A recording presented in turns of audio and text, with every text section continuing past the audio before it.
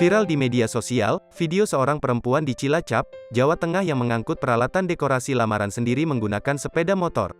Tampak dalam video itu, seorang perempuan membawa peralatan dekor hingga memasang dekorasi lamaran pun viral di media sosial TikTok. Perempuan tersebut diketahui bernama Asih Kusuma. Ia mempunyai usaha dekorasi acara lamaran. Dirinya mengaku menerima jasa pemasangan dekorasi lamaran sejak 2 tahun lalu. Sampai kini, Asih tetap menerima klien yang ingin menyewa alat dekornya.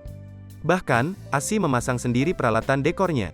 Berangkat pasang dekorasi lamaran sendiri, tulis Asih di akun TikToknya, @mawarda84. Video yang diunggah Asih itu sontak viral dan sampai saat ini sudah ditonton lebih dari 4,5 juta kali. Jumlah likes pun lebih dari 250.000 pengguna. Sejumlah warganet menuliskan beragam komentar.